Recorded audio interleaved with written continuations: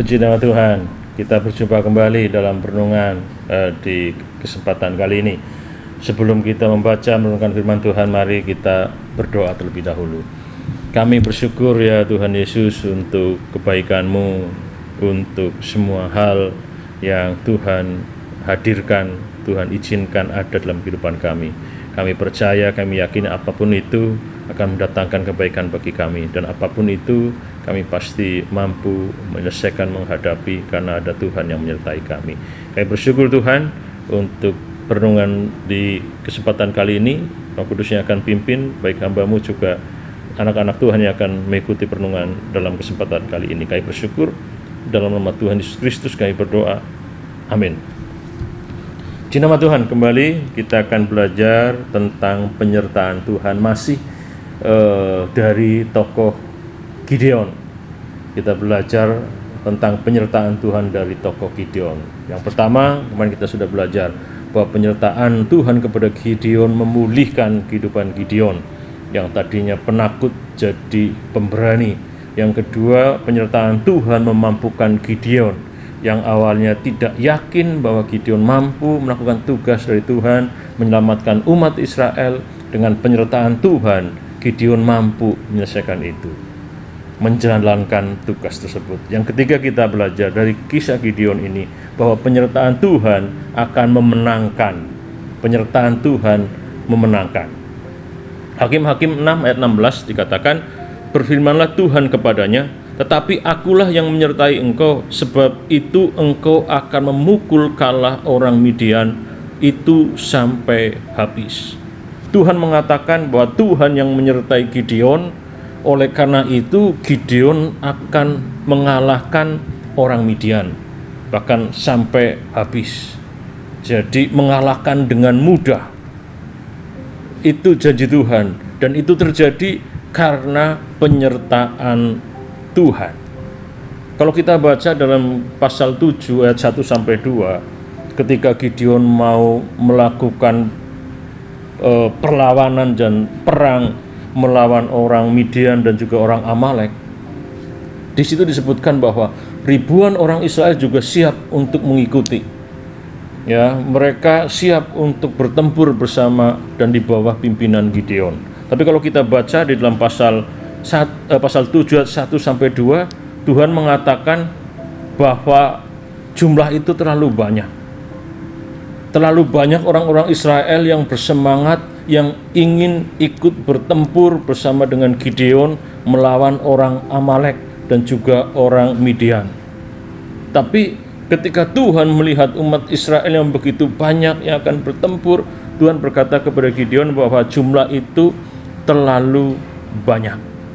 Tuhan melihat terlalu banyak, dan Tuhan tidak mau umat Israel jadi lebih mengandalkan kekuatan mereka sendiri, mengandalkan jumlah mereka, mengandalkan banyaknya orang yang akan bertempur, dan akhirnya mereka bisa menjadi sombong ketika mengalami kemenangan, seolah-olah bahwa kemenangan itu karena pasukan, karena banyaknya orang yang ikut bertempur bersama dengan Gideon. Makanya ketika Tuhan melihat ribuan orang yang akan mengikuti Gideon, Tuhan mengatakan kepada Gideon, terlalu banyak. Tuhan mengatakan, aku akan menyerahkan orang Midian, orang Amalek kepada umat Tuhan, tapi bukan dengan jumlah sebanyak itu. Ya, mungkin kalau pemikiran kita menjadi kurang bisa menerima, harusnya semakin banyak pasukan, peluang untuk menang semakin besar. Kan seperti itu. Tetapi Tuhan enggak.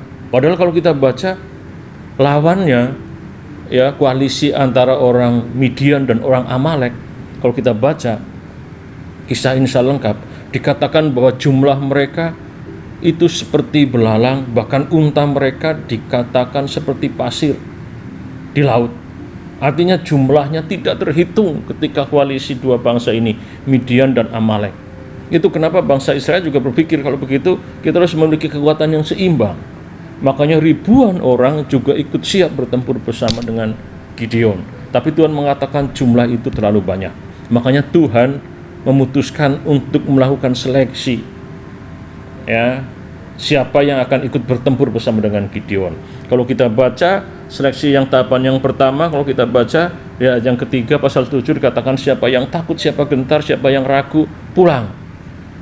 Jadi yang siap bertempur harus siap bertempur. Kalau masih ragu-ragu, kalau hanya ikut-ikutan, kalau hanya ikut rame-rame, nggak usah. Harus benar-benar yang punya keberanian.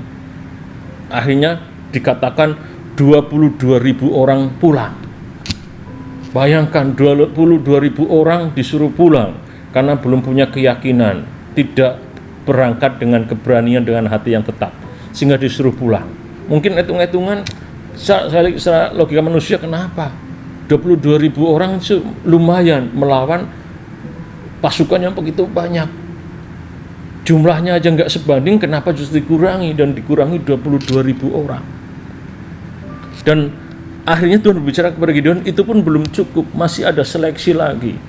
Dan akhirnya kalau kita baca, ada seleksi lagi dalam pasal 4 sampai pasal 6. Saudara bisa baca pasal 7 ayat 4 sampai 6. Seleksi orang-orang Israel yang akan bertempur bersama dengan Gideon. Disuruh meminum air di sungai. Dan akhirnya dengan cara melihat cara meminumnya, akhirnya Tuhan menetapkan ada 300 orang. 300 orang bersama dengan Gideon bertempur dengan pasukan Amalek. Kalau sudah baca pasal 7 ayat yang ke-7, jumlahnya berapa tidak terhitung. Orang Midian dan orang Amalek seperti belalang dan ontanya, berarti onta itu kendaraan perang kalau saat ini ya, ontanya itu seperti pasir di laut, artinya jumlahnya enggak terhitung dan lawan yang luar biasa besar.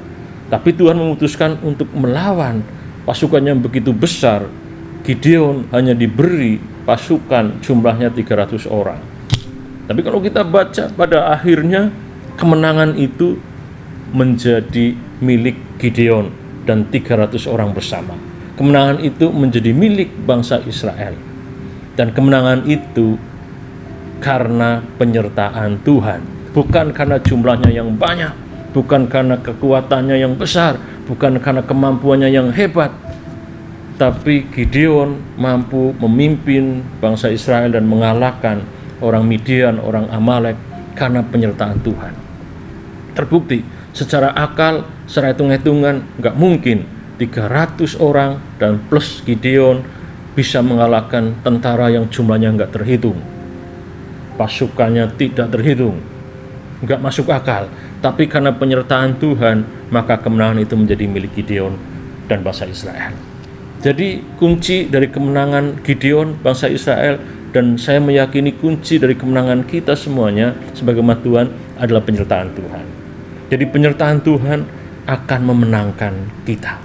Jadi apapun pertandingan yang sedang kita hadapi, apapun pertempuran yang akan kita hadapi, lawan apapun yang ada di depan kita, tantangan, pergumulan, kesulitan, apapun bentuknya yang harus kita hadapi, ketika kita menghadapi dengan keyakinan bahwa ada Tuhan menyertai kita, maka hasilnya akan ada kemenangan bagi kita. Tuhan menyertai, maka ada kemenangan. Kemenangan kita miliki bukan karena kemampuan, kemenangan kita dapat raih bukan karena kecakapan, kehebatan kita, tapi karena penyertaan Tuhan. Kita belajar dari kisah Gideon ini. Tuhan tidak mau jumlah yang ribuan orang untuk mengalahkan orang Amalek dan orang Midian. Tuhan hanya meminta ya Gideon membawa 300 orang untuk mengalahkan pasukan yang besar. Itu menang. Kenapa? Karena ada penyertaan Tuhan. Jadi penyertaan Tuhan memenangkan. Penyertaan Tuhan memberikan kemenangan kepada kita umat-umat Tuhan. Tuhan berkati kita semuanya. Kita berdoa. Kami bersyukur Tuhan untuk firman Tuhan yang mengingatkan kepada kami bahwa ketika Engkau ada bersama dengan kami, ketika kami ada bersama dengan Engkau, maka kemenangan akan Engkau berikan kepada kami. Apapun tantangan, apapun pergumulan, apapun pertempuran, apapun peperangan yang kami hadapi di depan kami, seperti apapun bentuk tantangan, apapun bentuk yang harus kami hadapi, kami yakin ketika Engkau ada bersama dengan kami, maka kemenangan akan menjadi milik kami. Bukan karena kecakapan kami, bukan karena kehebatan kami, tapi karena penyertaan Tuhan. Sehingga kemenangan yang kami dapat tidak membuat kami menjadi sombong, tidak membuat kami menjadi tinggi hati, tapi semakin kami merendahkan diri hadapan Tuhan, semakin bersyukur kepada Tuhan karena kami sadar apapun kemenangan itu itu karena penyertaan Tuhan kepada kami. Berkati kami semua Tuhan, kami bersyukur untuk firman Tuhan, dan kami menutup mengakhiri perenungan pada kali ini di dalam nama Tuhan Yesus Kristus kami berdoa. Amin.